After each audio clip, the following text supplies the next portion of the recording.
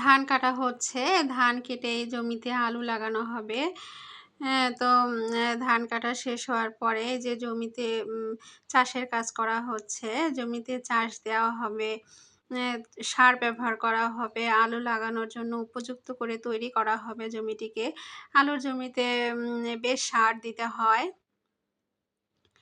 আর আলুর জমি আলু তোলার পরে যে ফসলটা হয় সেটা অনেক ভালো হয় আলুর জমিতে, কারণ আলুর জমিতে সার বেশি প্রয়োজন পড়ে।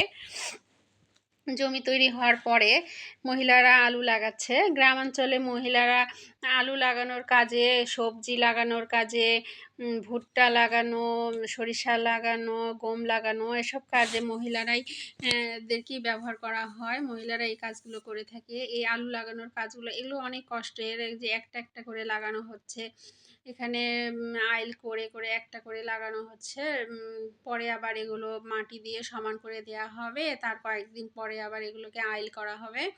তো এখানে যে সরিষা লাগানো হয়েছিল এই জমিতে, সরিষার জমিতে অনেক পাতা পড়েছে। গ্রামে একটা কৃষি কাজ করে এরকম যন্ত্র আছে, যেখানে পাতাগুলো, জমি বাড়ির পাতাগুলো, জমি বাড়ি থেকে যে আগাছা আছে এগুলো নিড়ানোর কাজে এটা ব্যবহার করা হয়। খুব সহজে এটা দিয়ে কাজ করা হয়। আমি যন্ত্রটির নাম জানি না।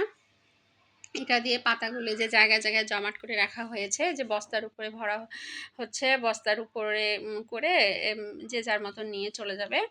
এখানে একটা জমি রেডি করা হয়েছে, রসুন লাগানো হচ্ছে আলুর পাশাপাশি। এই জমিটার এখানে একটু ছায়া পায়, তাই এখানে রসুনের ব্যবস্থা করা হয়েছে। এখানে ভালো আলু হবে না, এজন্য রসুন লাগানো হয়েছে।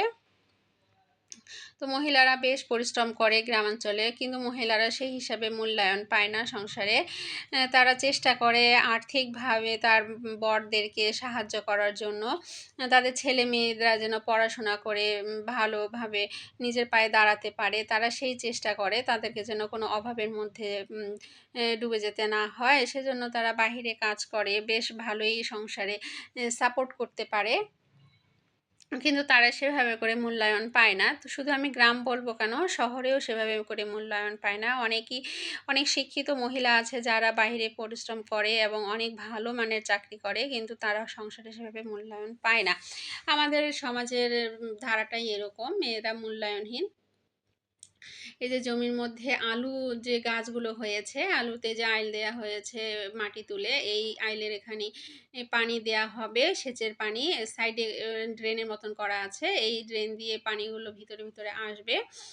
আসলে ওই মাটিগুলো উঁচু করা হয়েছে যেন গোড়ার মধ্যে না যায় পানি, গোড়ার